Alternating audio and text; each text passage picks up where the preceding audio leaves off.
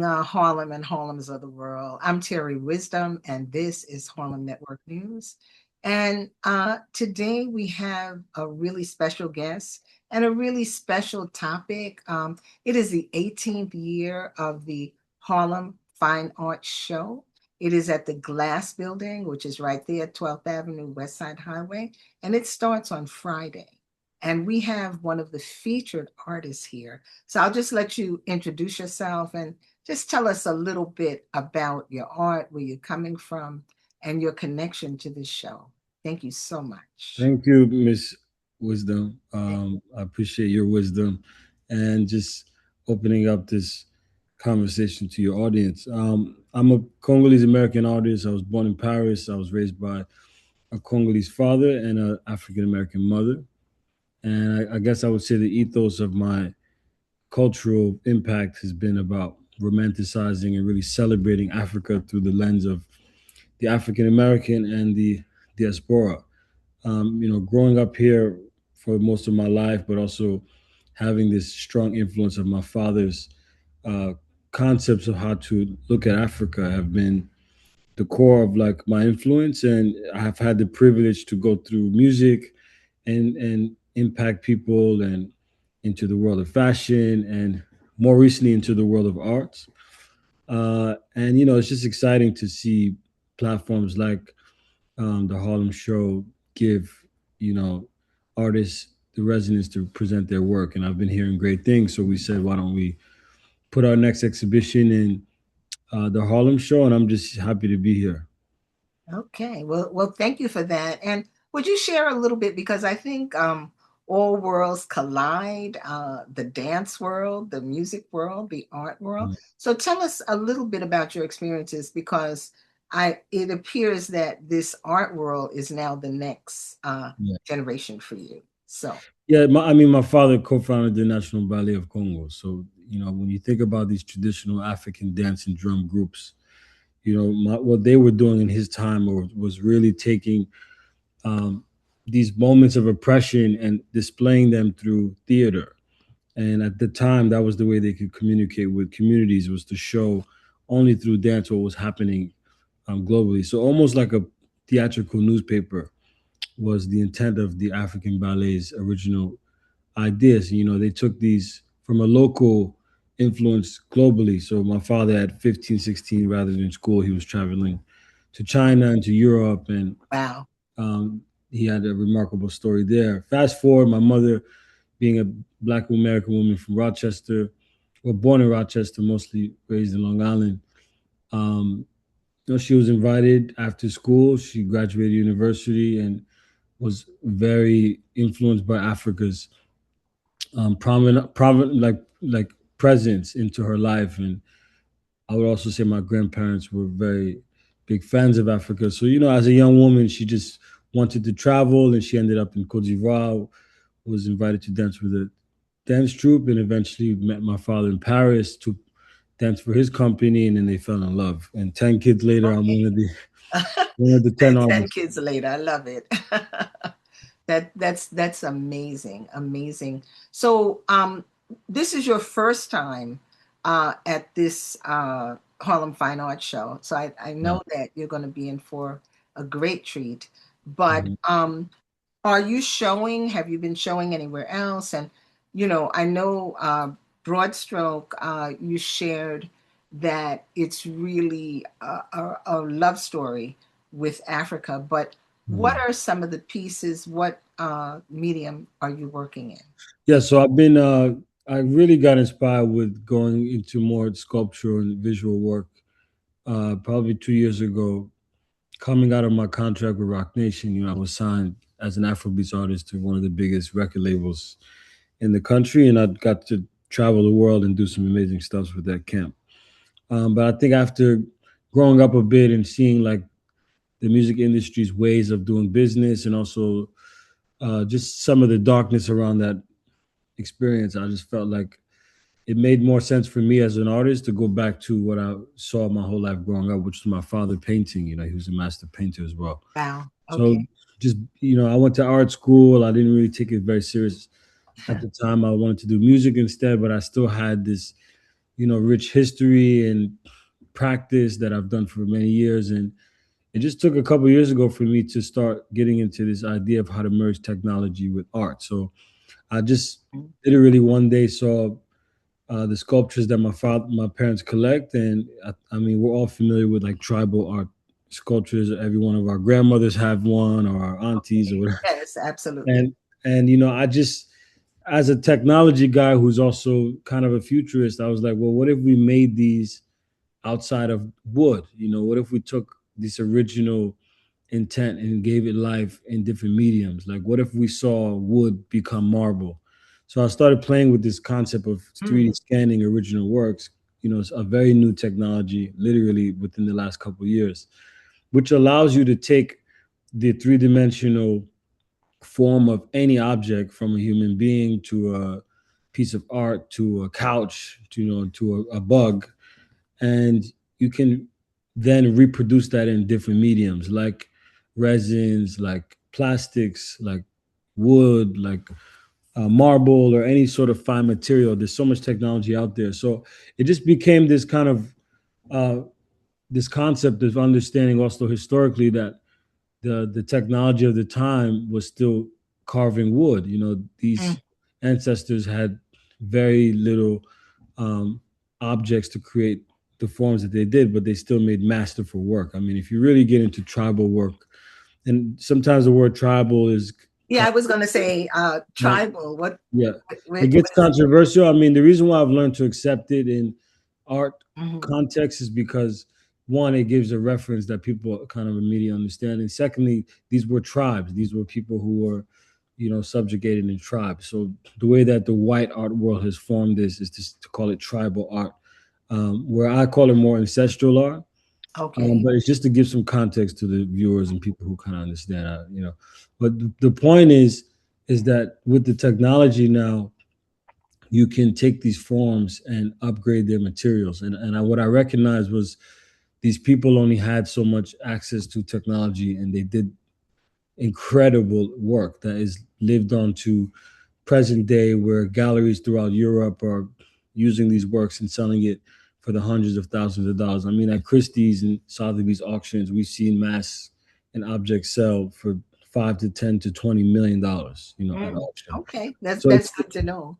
yeah, so it's definitely a market that I think even most Black people don't understand how big is when it comes to what's being known as the tribal art world. And I kind of am using my story to also bring light to that. Like, why are the Europeans in control of all of our ancestral work? Why are we not as invested in ancestral work as we are into European work? Or like, so it's one of those things to, when I say romanticizing, it's really about allowing us to see our original, you know, ancestral work as pieces that should be celebrated as our lineage, rather than seen as these voodooesque, scary objects. And I think there's a lot of, Right. Yes, you it's know, very there's, important. there's a lot of misconception of when we see these works that they represent these deities of evil and things that we've been brainwashed with, Mhm. some of colonialism to believe. And it's really I find that when I look at what Egypt has been able to do with kingdoms and romanticize Egypt, my concept started becoming, well, why don't we romanticize West Africa? Why don't we make people see West Africa as also a beautiful history and story? And I think sometimes you need to display it in a way that feels rich and feels contemporary and feels very sleek and modern. And I was like, well, I think I can do that with the materials that I'm using with these original works. So essentially what I'm doing is I'm reinterpreting and reimagining original African objects, many of whom were stolen and live in Europe or in institutions, and allow us to have access to our own work, to our own history, to our own legacy. But also, I think with my influence, what my plan is to be able to also impact and inspire a lot of other creators to also follow my footsteps. Like, we need to see our work and our ancestral, you know, history as something to be celebrated rather than to be shunned upon because of colonial influence. So there's a lot of depth that goes into the concept, but in theory, the result is a beautiful object. So these the sculptures being made from as small as 6 inches to Okay. 78 inches. And what I do is I specifically find different tribes throughout Central and West Africa, and I look at the works, and either I can find the original work, or we have some in the collection, or I have friends who have the works, and then I'm remodeling these. And then the other side is this painting. So I primarily paint oil on canvas, Hmm. and I make large scale paintings of, again, these African ancestral Okay. objects, and then I give them these beautiful sort of damask background, so they feel very royal. Okay. Well, we're looking forward to seeing your work, and I love the new concept of technology. And if we would just wind down, I heard you say something when we were in our pre-talks, and you talked about the Congo being a center. So if you Hmm. would just kind of share that and tell us, because I'm always, as we do these interviews, we know knowledge is power. So Hmm. if you could just share a little bit about the Congo being the center and what the Congo represents, because I know there's a lot of Yeah. politics going on, but just what Yeah. Thank you for that, Ms. Terry. So Congo is, when I say the center, Congo is the center of Africa. Congo is one of the largest countries in Africa. Um, but not only is it incredibly massive, it holds some of the richest resources that provide so many different, uh, you know, assets of energy to the world. So we're talking about sulfur, manganese, copper, gold, diamonds. When you see a lot of this, the these fine these fine materials that help produce the world, from our cars' batteries to you know all the ecosystems around um, thermal energy and solar power energy. A lot of the root materials that are being used, like the cobalts and the coltans of the world, are being extracted from the Congo primarily. But what's happened with the continent in some capacity is it's so dense in raw materials that it attracts a lot of outside foreign powers to come and extract and exploit the Congo. So, coming from our culture, in history, we are seen as a third world country, even though there are many beautiful things to experience in the Congo. You have state of the art hotels like everywhere else. You have beautiful pools and nightclubs and Mhm. malls and beautiful. It's all there. But I would say the majority, especially Central and East, has been so war torn by rebel leaders and outside countries who come to exploit the Congo, that it's literally just like a hell on earth situations in many parts of the East.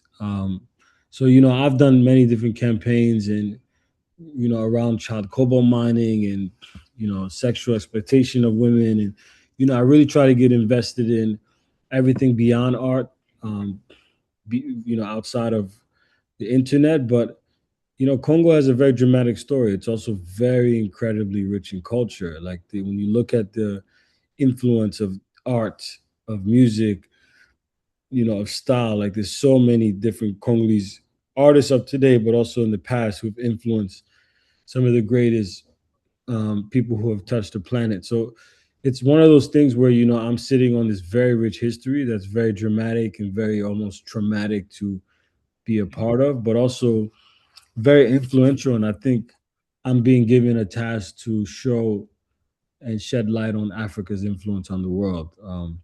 But I think particularly Congo is a very special place because, back to your question, it sits in the center of Africa. Okay, okay. So we're going to look to see your centered work. And just one final question with the music, because you can't just drop, like, I was with Rock Nation for 4 years and I played. What did you play? What? I was a singer. I was, young Paris, All right. Okay. Okay. Afro Okay. beats. I love it. Yes. I love it. It's a beautiful thing. Well, thank you so much. And where are Thank you you. going to be at the Glass House at the Harlem Fine Art Show so folks can really find you? Absolutely. We'll be there at booth 705, I believe. Okay. And I think on Saturday I'm gonna do something special for y'all. I think I'm gonna come by and do some live, do a little Okay. live presentation of some of the work. Okay. Okay. So we can't wait. And thank you so much. And just keep going. It's very, very important. There's a lot going on in this world, and there's a lot of light, and you're part of that. So thank Thank you you so so much much. for joining us, Harlem Network News.